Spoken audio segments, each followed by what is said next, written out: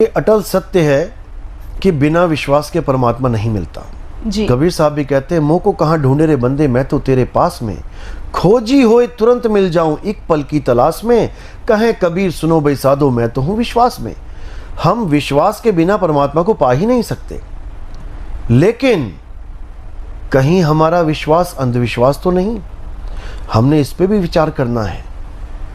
विश्वास तब करना है जब हमने हर चीज को परख लेना है, तब हम जो विश्वास करते हैं परखने के बाद वो हमारा अटल विश्वास होता है। उसी विश्वास के कारण हमें परमात्मा की प्राप्ति होती है, हमारे जीवन में सुख आता है। और अगर हमने बिना परख किए अंधविश्वास कर लिया तो वही हमारे पतन का कारण बन जाता है। इसलिए कबीर साहब ने अंधविश्वास को पाखंड बोला है।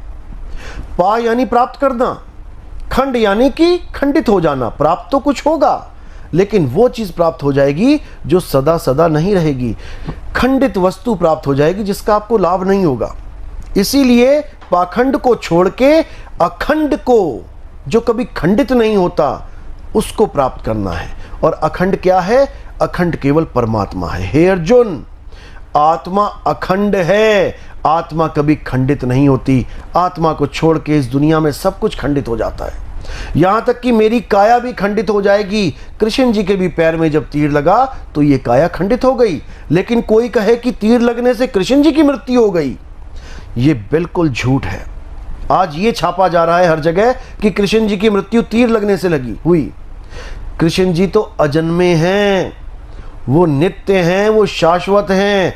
कृष्ण जी एक तीर से नहीं मरने वाले, उनको तो तीर छू भी नहीं सकता, क्योंकि वो शरीर नहीं, वो आत्मा है। नैनम छिंदंती शस्त्राणी नैनम दहती पावका, क्या बोला गया? और हम क्या कर रहे हैं?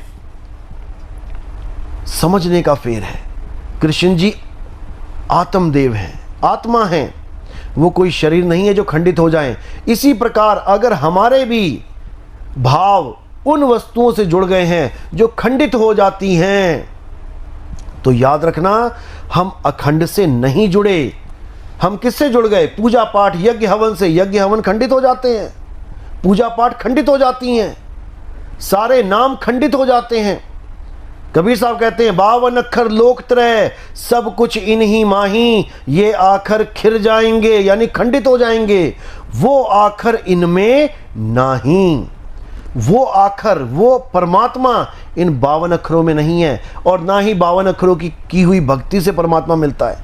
कोई लाखों साल जपता रहे राम राम राम